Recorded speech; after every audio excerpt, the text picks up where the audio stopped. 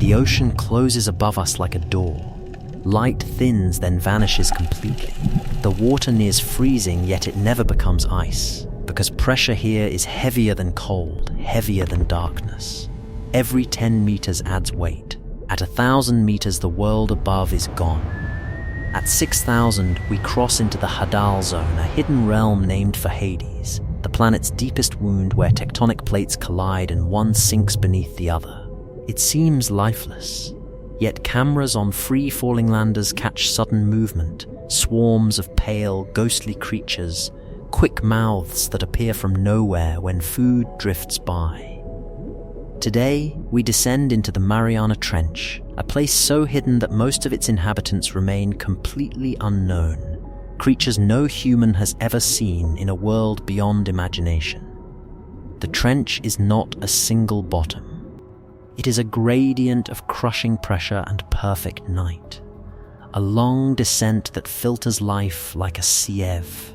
Above, in the open ocean, animals live by vision, hunting silhouettes, flashing signals, tracking faint bioluminescent cues. But as depth increases, eyes lose their advantage. Down here, the rules are chemical and mechanical. Pressure changes what proteins can do, how membranes behave, even how DNA is repaired. The Mariana Trench is not simply deep, it is selective. When researchers send down baited cameras, metal frames carrying lights, sensors, and a small piece of fish, what returns is less like a serene nature scene and more like a revelation of traffic patterns. Amphipods, shrimp-like crustaceans, appear first in dense numbers drawn by scent.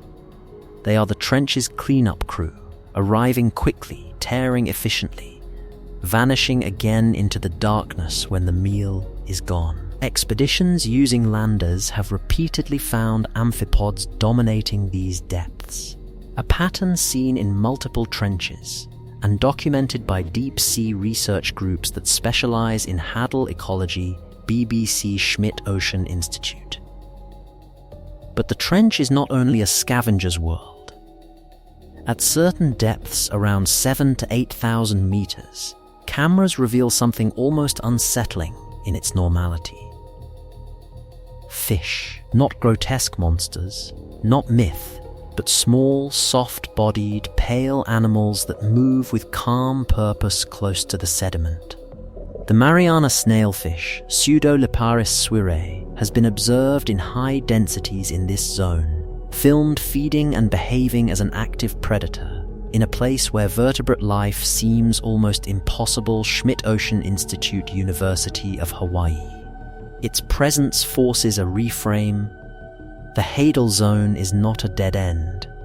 It is an ecosystem with structure, with roles, scavengers, predators, and the slow, steady metabolism of microbes beneath them. To understand why the Mariana Trench still hides creatures no one has ever seen, we have to admit a simple logistical truth.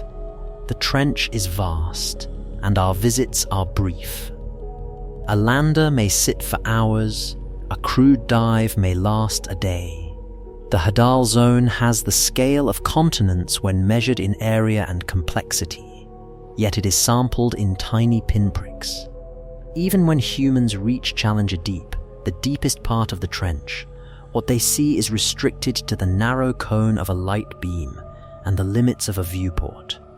When filmmaker James Cameron descended in the Deep-Sea Challenger in 2012, reports described a landscape with sparse visible life, yet even that sparsity included mobile crustaceans drifting in the beam, and sediment samples that would later reveal microbial diversity invisible to the eye nature. The paradox is constant. The deeper we go, the more life is inferred from chemistry and genetics rather than directly witnessed.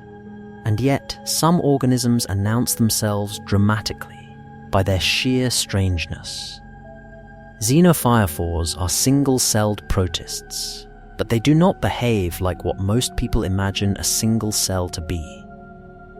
They can form large, delicate structures on the seafloor, incorporating sediment grains into an architecture that looks, to the camera, like a ghostly sponge, or a piece of abandoned lace. Their discovery in extreme depths of the Mariana region expanded the sense of what a single cell can build, and what life looks like when it is assembled under constant pressure and scarcity. San Diego National Geographic. In a trench where food arrives as a slow rain of particles, being able to trap and process sediment and microbes is not a curiosity, it is strategy. The trench also behaves like a funnel. Its V-shaped geography collects organic matter that slides downslope. Dead plankton, fecal pellets, fragments of algae, the occasional larger fall of carrion. This makes trenches in some ways richer than their surrounding abyssal plains. But richness in the deep is always paired with risk. Where food concentrates, so do competitors, pathogens, and chemical byproducts of decay. Life here is built to endure long famine punctuated by sudden abundance. Watch the amphipods at a bait package and you see a biological equation play out in minutes. An amphipod like Hirundalilia gigas, a hadal species repeatedly collected from the Mariana Trench, must handle the physical stress of pressure while remaining active enough to feed, reproduce, and avoid being eaten itself. In 2019, researchers reported a remarkable adaptation: the presence of an aluminum hydroxide gel coating on the exoskeleton, derived from aluminum extracted from sediment under acidic conditions in the animal's gut, then transformed when exposed to alkaline seawater. The proposed role is protective, an armor-like chemistry that may help resist the harsh conditions of extreme depth. +1. It is an elegant reminder that evolution does not always solve problems with new organs. Sometimes it solves them with new chemistry. And chemistry is the trench's central negotiation. Under high pressure, proteins can lose their functional shapes. Membranes can become too rigid. Enzymes can slow or misfold. Many deep living organisms counteract this with molecules called osmolytes, small compounds that stabilize proteins. One of the best known is trimethylamine N-oxide, or TMAO, which tends to increase with depth in many marine animals and is studied as a pressure counteracting solute Europe-PMC. This is not a magic shield, but it is a biochemical lever. Adjust the internal chemistry, and the same protein can keep working under forces that would otherwise deform it. But even this strategy has limits. There appears to be a depth boundary beyond which fish cannot go. Likely linked to biochemical constraints, how much protective solute can be accumulated before it begins to interfere with other physiological processes?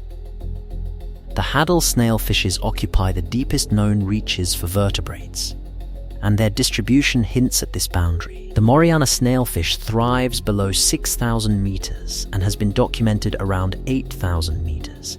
Yet deeper than that, fish become rare, then absent. University of Hawaii Nature.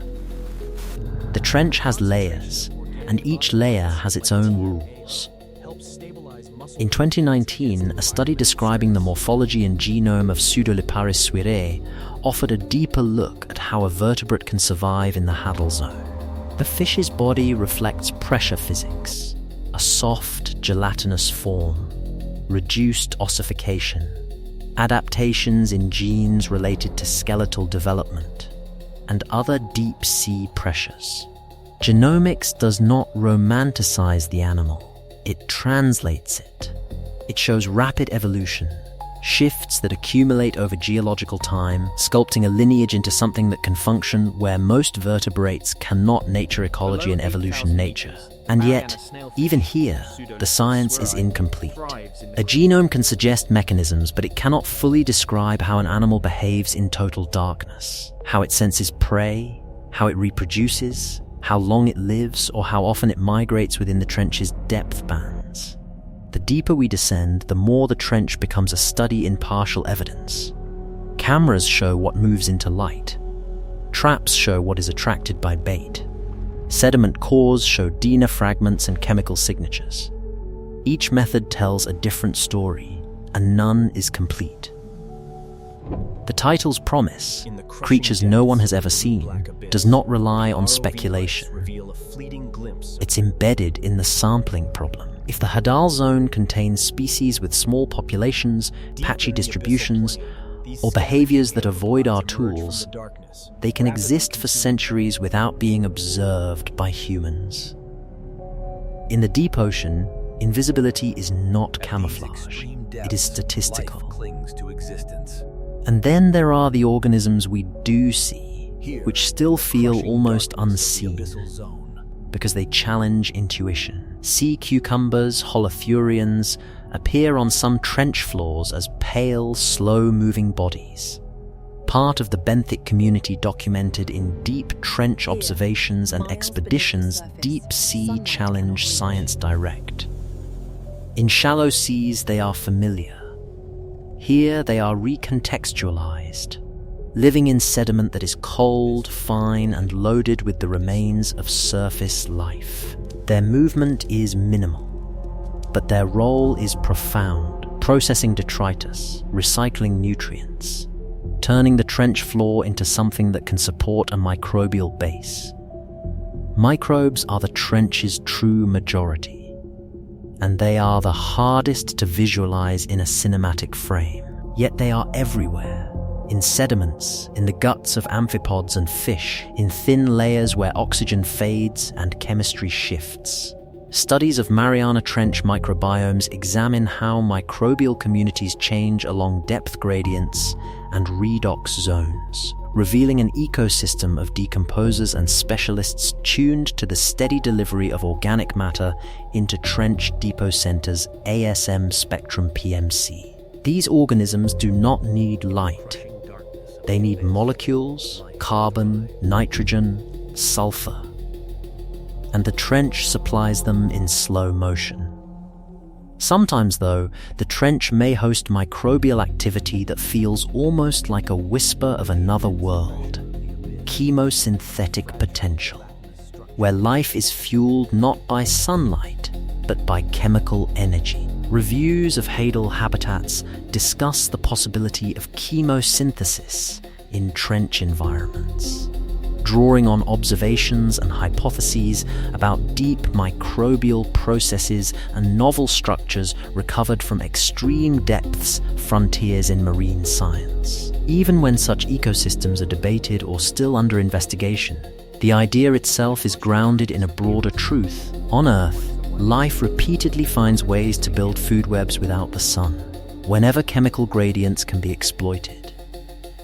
And yet, the Mariana Trench is not sealed off from the surface world. It is connected by the same currents, the same sinking particles, the same rain of debris.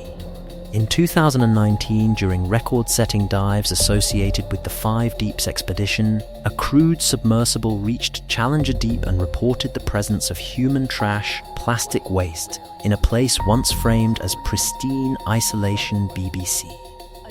Other research has documented plastics and microplastics in deep ocean contexts, including ingestion by deep-sea organisms in the Mariana Region Royal Society Open Science. The trench is a collector not only of natural detritus, but of the byproducts of human life.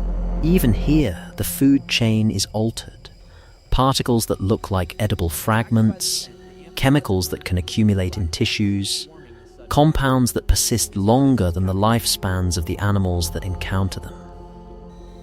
This contamination adds a grim layer to the idea of creatures no one has ever seen. Some species may be disappearing before they are described. Others may be evolving in response to altered inputs, changing nutrient flows, new toxins, new physical debris. A trench is a slow environment, but evolution is not always slow when selection is intense. The deepest ecosystems on Earth are still part of Earth's surface system, and the distance that feels enormous to us is bridged by gravity, by sinking, by time. The trench also hides life because it hides variation. Even within the Hadal zone, different trenches host different communities. Depth is not the only driver. Geography matters. food supply differs with surface productivity. Sediment type differs with regional geology. Temperature and oxygen can shift. So when we speak about what lives in the Mariana Trench, we are not describing a single stable cast. We are describing a set of ecological possibilities. The Mariana snailfish is one expression. Xenophyrophores are another. Amphipods dominate many baited observations, but even amphipod is not one creature. It is an entire radiation of forms, each with different strategies for feeding and survival. And this is where the trench's hiddenness becomes most profound. A rainforest hides species because of foliage and complexity. The trench hides species because it is physically inaccessible. Every expedition is constrained by engineering, pressure housings, battery life, communication limits, recovery risks. A deep sea lander is dropped into an ocean that is kilometers deep, drifting in currents, landing unseen on a floor that may be steep, soft and unstable. It may tip. It may bury. It may never return. The trench is not just a biological frontier. It is an operational one. Even when technology succeeds, observation alters what is observed. Bright lights attract some animals and repel others. Bait selects for scavengers and predators willing to approach. Traps catch only what fits and what enters. Some hadal creatures may be gelatinous and fragile, destroyed by sampling. Others may live in burrows or within sediment layers, or attached to rocks where landers do not land. There may be forms of life that never come to bait, never cross a camera beam, never survive a scent. The Mariana Trench does not merely contain unknown species, it is structured to keep them unknown. This is why modern discoveries so often arrive indirectly. A sediment core comes up, and DNA sequencing reveals lineages not matching any described organism. A lander retrieves amphipods whose enzymes suggest a diet that includes unexpected substrates, like woody debris that sinks from the surface and becomes a resource in the deep National Geographic. A genomic study reveals not a single new animal, but a new understanding of how vertebrate biology can be tuned to pressure, nature, ecology, and evolution. The trench yields its secrets as fragments, pieces of a mosaic that science must assemble without ever seeing the whole picture at once. And still, there are moments when the deep feels startlingly alive. A camera drops through darkness for hours and then settles.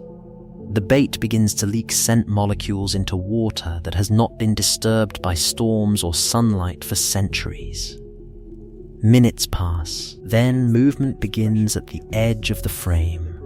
First one pale crustacean, then many, swarming over the food with urgency. The scene is not dramatic because it is violent, but because it is proof.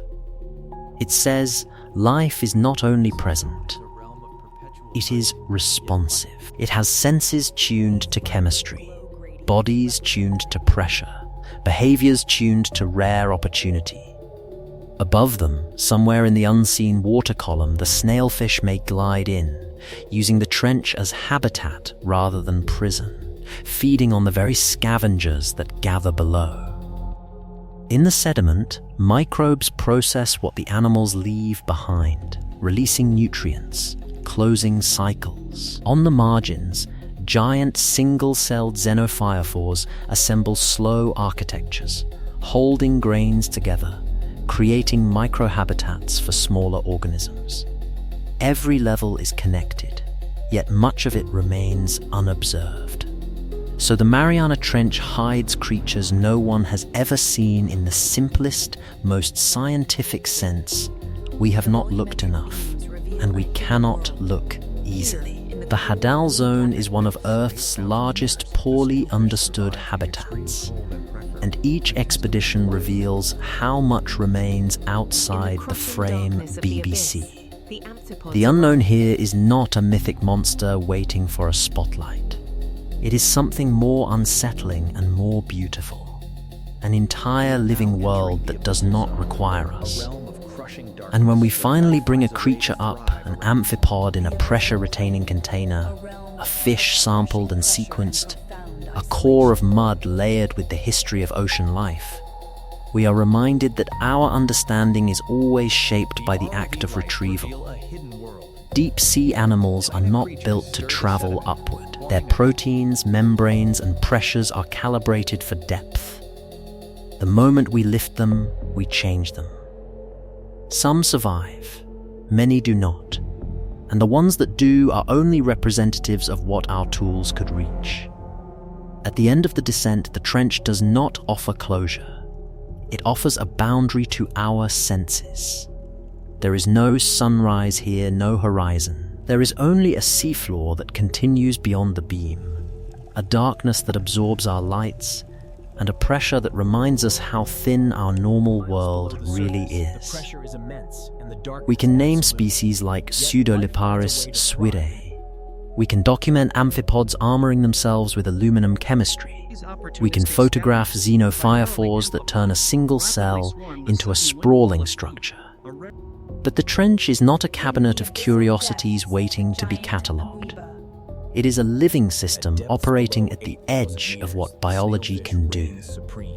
And perhaps that is the deeper meaning of what the Mariana Trench hides. Not just unknown animals, but unknown rules, limits we have not mapped, interactions we have not measured, evolutionary experiments we have not recognized. The Hadal Zone forces humility because it denies us the easy confidence of sight. Down here, evidence arrives as traces, a movement in a beam of light, a gene sequence, a chemical signature, a bite mark on bait. We are left with certainty about one thing. Life is here. And beyond that, we are left with questions that feel as deep as the trench itself. How many lineages have adapted to Hadal pressure in ways we have never sampled? How many species exist only in narrow depth bands, isolated like islands in the vertical ocean? How does reproduction work in a realm where individuals may be widely scattered and encounters rare? How do microbes reshape the trench's chemistry over centuries? How much of this ecosystem is altered by what the surface sends down, food, pollutants, plastic, long before we ever arrive with a camera? In the Mariana Trench, the unknown is not a gap that will soon be filled. It is a property of the place. A reminder that on a planet we have mapped from space, there are still habitats that remain fundamentally unobserved, and that life has been evolving there, in darkness and pressure, without witness, patiently, continuously, and almost entirely beyond our imagination.